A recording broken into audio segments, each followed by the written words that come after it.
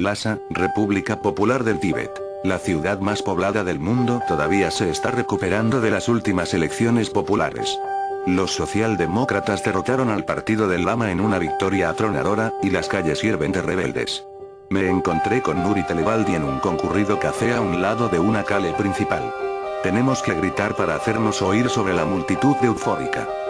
Antes de la plaga, el contrabando por tierra no era popular. Conseguir los pasaportes, los tiquetes falsos para el bus de turismo, los contactos y la protección al otro lado, todo eso requería mucho dinero. En ese entonces, las únicas rutas lucrativas eran hacia Tailandia y Myanmar. Donde yo vivía, en Kashi, la única opción era hacia las antiguas repúblicas soviéticas. Nadie quería ir allá, y por eso al principio yo no era un Chateau 5, yo era un importador. Pasta de opio, diamantes en bruto, niñas, niños, cualquier cosa de valor que produjeran en esas primitivas excusas de países. La plaga lo cambió todo. De repente nos vimos inundados de ofertas, y no solo de los Liudon Renkou 6 sino también, como ustedes dicen, de gente de las clases más altas.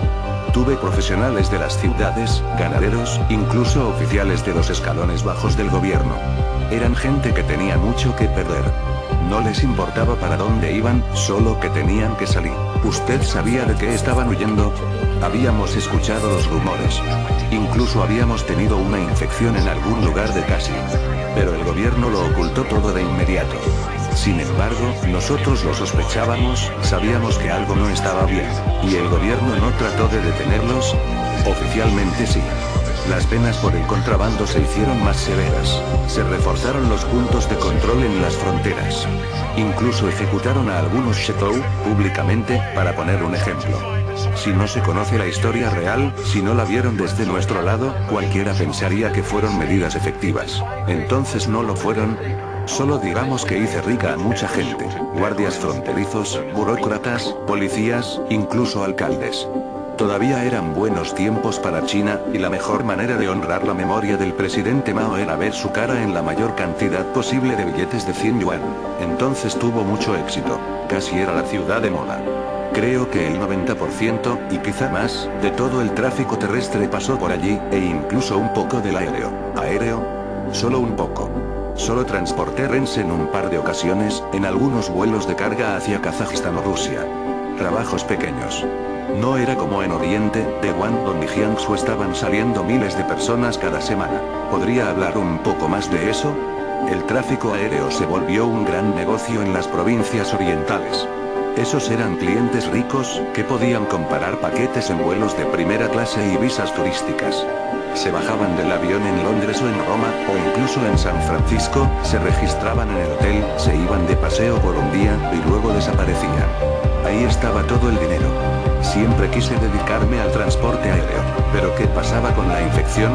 ¿No había riesgo de ser descubiertos? Fue solo más tarde, después de lo que pasó con el vuelo 575. Al principio no había muchos infectados en los vuelos.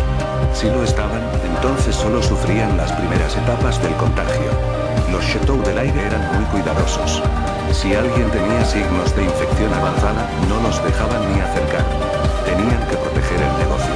La regla de oro era que no se podía engañar a los oficiales de inmigración si no se podía engañar primero al Chateau. Tenían que verse y actuar como personas completamente sanas, e incluso entonces era una carrera contra el tiempo. Antes del vuelo 575, escuché una historia de una pareja, un hombre de negocios con mucho dinero y su esposa. A él lo mordieron. No era una mordida grave, si me entiende, sino una de esas mechas lentas, porque el mordisco no agarró ninguno de los vasos sanguíneos principales. Estoy seguro de que creían que había una cura en Occidente, muchos lo creían. Al parecer, alcanzaron a llegar hasta su cuarto de hotel en París antes de que él colapsara. La esposa trató de llamar a un doctor, pero él no la dejó. Tenía miedo de que los devolvieran. En lugar de eso, él le ordenó que lo abandonara, que se fuera antes de que entrara en coma. Dicen que lo hizo, y después de 2 días de escuchar los gemidos y los golpes, la gente del hotel decidió ignorar el letrero de no molestar y abrieron el cuarto. No estoy seguro de si fue así que comenzó la infección en París, pero tiene sentido. Usted me dice que no llamaron a un doctor, porque tenían miedo de que los deportaran, pero no se suponía que estaban buscando una cura en Occidente. Usted no entiende cómo funciona el corazón de un refugiado, ¿verdad? Esa gente estaba desesperada. Estaban atrapados entre enfrentar la infección y ser atrapados y curados por su propio gobierno. Si usted tuviera un ser querido, alguien de la familia, un hijo infectado, y creyera que existe la más mínima esperanza de cura en algún otro país, ¿no haría todo lo que estuviese en su poder para llegar hasta allá? ¿No preferiría creer en esa posibilidad? Entonces la esposa de ese hombre, junto con los otros Rense, simplemente desaparecieron. Siempre había sido así, incluso antes de la infección. Algunos se quedaban con sus familiares, o con amigos. Los más pobres tenían que trabajar para pagar su Bao 7 con la mafia china local. La mayoría simplemente se fundían en las zonas marginales de la sociedad en cada país. Las áreas de bajos ingresos, si así es como le gusta llamarlas. ¿Qué mejor lugar para esconderse que esa parte de la población que nadie quiere ver? ¿Por qué cree que empezaron esas infecciones en los barrios pobres del primer mundo? Se dice que muchos Shetou propagaron el mito de que había una cura en otros países. Algunos. ¿Usted lo hizo? Pausa. No, otra pausa. ¿Cómo afectó el vuelo 575 el contrabando por aire? Las restricciones se hicieron mayores, pero solo en algunos países. Los Shetou del aire eran cuidadosos, pero también muy recursivos. Tenían un dicho: las casas de todos los hombres ricos tienen siempre una entrada para los sirvientes. ¿Qué quiere decir eso? Si Europa Occidental aumentaba la seguridad, entraban por Europa Oriental. Si los Estados Unidos no los dejaban pasar, entraban por México. Eso hacía que los países ricos se sintieran más seguros, a pesar de que ya estaban infectados dentro de sus fronteras.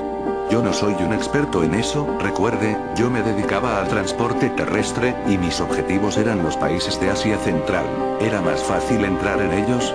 Prácticamente nos pedían que entráramos. Esos países estaban en la ruina, y sus oficiales eran tan ignorantes y corruptos, que incluso nos ayudaban a conseguir todos los documentos a cambio de una parte de la tarifa. Hasta tenían sus propios Shetou, o como sea que los llamen en su idioma de bárbaros, que trabajaban con nosotros para pasar los Rense a través de las repúblicas soviéticas hasta países como India, Rusia e Irán. Nunca pregunté ni quise saber qué tan lejos llegaban ellos. Mi trabajo terminaba en la frontera. Yo solo les hacía sellar los papeles, marcar sus vehículos, les pagaba a los guardias y me largaba con mi parte. ¿Vio muchos infectados? No al principio. La plaga trabajaba muy rápido. No era como en los viajes por avión. A la gente le tomaba semanas llegar hasta casi, e incluso los casos más lentos, según me han dicho, no duraban más que unos cuantos días. Los clientes infectados se reanimaban en alguna parte del recorrido antes de llegar y eran identificados y recogidos por la policía local. Después, cuando las infestaciones se multiplicaron y la policía ya no pudo contenerlos, comencé a ver un montón de gente infectada en mi ruta. ¿Eran peligrosos? Casi nunca. Usualmente los familiares los tenían amarrados y amordazados. Uno veía algo moviéndose en la parte de atrás de un automóvil, sacudiéndose bajo un montón de ropa o unas sábanas. Se escuchaban golpes en la maleta de los autos, o, mucho después, en cajones de madera con agujeros en la parte de atrás de una camioneta. Agujeros en verdad no tenían idea de lo que les estaba pasando a sus seres queridos. ¿Usted lo sabía? Para entonces, sí, pero también sabía que tratar de explicárselo a sus familiares era una pérdida de tiempo. Yo solo tomaba el dinero y los ponía en camino. Tuve suerte. Nunca tuve que enfrentar los problemas de los contrabandistas marítimos. Eso era más difícil y peligroso. Mis socios de las provincias costeras tenían que vivir con la posibilidad de que algún infectado rompiese sus cadenas y contaminara todo un cargamento. ¿Y qué hacían? He escuchado de varias soluciones. Algunas veces los barcos llegaban hasta alguna costa deshabitada, ya no importaba si era el país de destino o no, podía ser cualquier costa, y descargaban a los Rense infectados en la playa. También oí de algunos capitanes que navegaban hasta alta mar y los arrojaban a todos por la borda. Eso podría explicar esos casos de nadadores y buzos que desaparecían sin rastro, o por qué había gente por todo el mundo diciendo que los veían salir de entre las olas. Al menos yo nunca tuve nada que ver con eso, pero sí tuve un incidente parecido, uno que me convenció de que ya era hora de retirarme. Encontré este camión, un viejo y destartalado tráiler. Se podían escuchar los gemidos que salían de la parte de atrás. Un montón de puños golpeaban contra el aluminio, tanto que se mecía de un lado para el otro. En la cabina iba un banquero muy rico de Shia. Había conseguido un montón de dinero haciendo préstamos para sacar tarjetas de crédito americanas. Suficiente para llevarse a toda su familia fuera del país. El traje de Armandi del tipo estaba arrugado y roto. Tenía arañazos por todo un lado de la cara, y en los ojos tenía ese fuego de locura que estaba comenzando a ver más y más seguido por esos días. Los ojos del chofer eran distintos, se veían como los míos, con la sospecha de que el dinero no iba a servir para nada dentro de muy poco tiempo. Le regalé un billete de 50 y le deseé buena suerte. Eso fue todo lo que pude hacer por él. ¿Hacia dónde iba ese camión? Kirguistán.